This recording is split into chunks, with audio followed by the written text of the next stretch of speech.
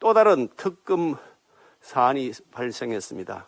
이 후보가 30명에 이르는 메모더급 변호인단을 꾸리면서 변호사비로 2억 5천여만 원의 개인 사비를 2억 5천여만 원 밖에 지출하지 않은 것을 두고서 변호사비 대납 의혹이 제기된 바 있었는데, 만일 이 후보가 개인 변호를 저렴하게 맡기는 대신에 성남시 사건의 변호사비를 고액으로 책정한 것이라고 한다면 이것은 공금을 사적으로 유용한 업무상 배임으로 볼 소지가 있습니다. 또 이번에 변호사 수임료 몰아주기 특혜 의혹은 고 이병철 씨의 변호사비 대납 의혹 제보에 한층 힘을 실어주고 있습니다. 그래서 진실을 밝히기 위해 반드시 특검이 도입될 수밖에 없습니다. 미디어 오늘 또 다른 특검 사안이 발생했습니다. 어제 이재명 후보 성남시장 재임 시절에 사법연수원 동기인 참호 변호사가 성남시로부터 사건 33건을 수임해 9억 5천만 원 수임료 받았다는 언론 보도가 있었는데, 이는 빙산의 일각에 불과한 것으로 보입니다.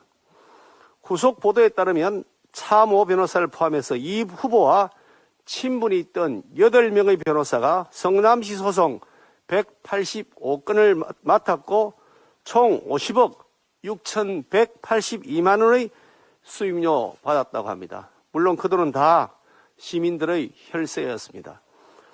이 후보 성남시장 재직 당시 성남시가 진행했던 민형사소송 482건에 124억 7,058억 원이 변호사비로 지출됐다고 하는데, 말씀드린 8분의 변호사가 41%의 돈을 받아갔다는 것입니다.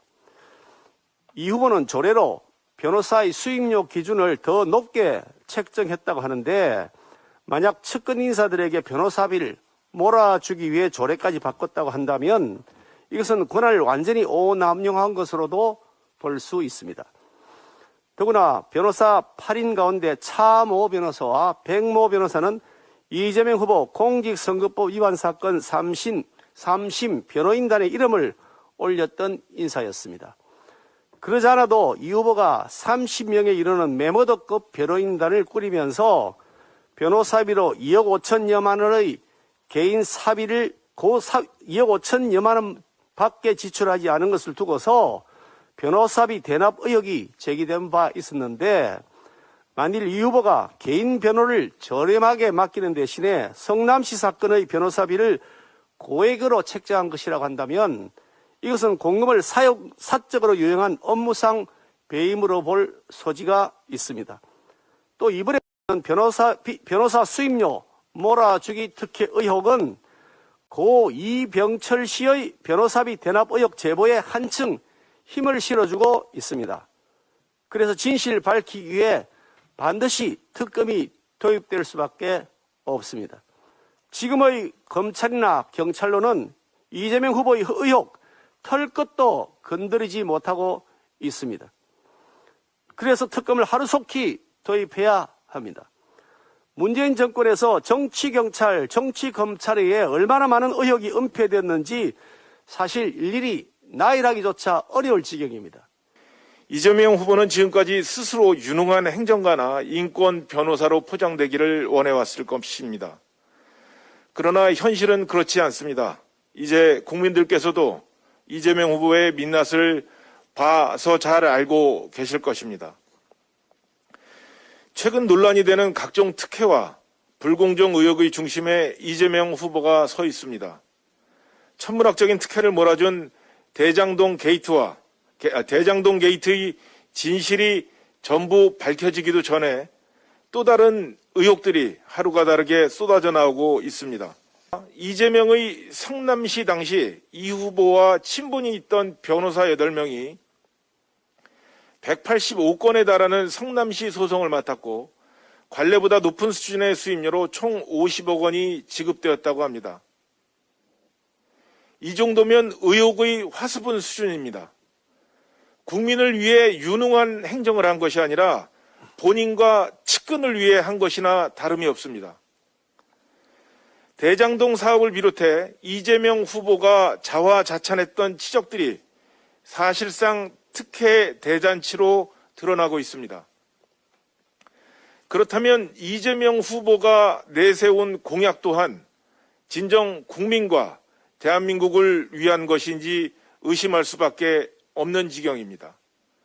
남은 기간 동안 이재명 후보의 공약 속에 제2의 대장동 게이트, 제2의 화천대유 공약은 없는지 더욱 철저한 검증을 해 나가겠습니다. 그리고 성남FC에 관여했던 주요 인사들의 그런 행적도 보면 의혹투성입니다. 2015년 성남FC에서 차병원의 그 후원을 받을 당시 그 차병원 법무실장을 맡고 있던 서모 변호사는 대장동 개발 당시 화천대유 자산관리에 131억 원을 투자한 MSBT 대표입니다.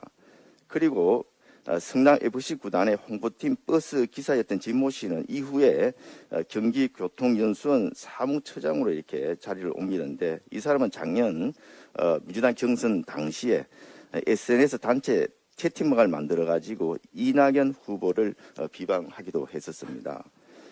이외에 그 성남FC는 코마트레이더와 후원 계약을 2016년 1월에 맺었는데, 잘 아시다시피 코마트레이더는 국제 마피아파의 돈 세탁을 위한 그런 조폭회사입니다. 이런 회사가 성남FC와 후원 계약을 맺었던 것입니다. 이런 여러 가지 의혹 주성이들이 있음에도 불구하고 앞서 우리 국정감사에서는 자료 제출 거부와 또 정인 참고인 채택 거부로 인해서 제대로 할 수가 없었고, 최근에 언론 보도를 보면은 검찰 조사, 경찰 조사마저도 지지부진하게 이렇게 흘러가는 그런 느낌이 있습니다.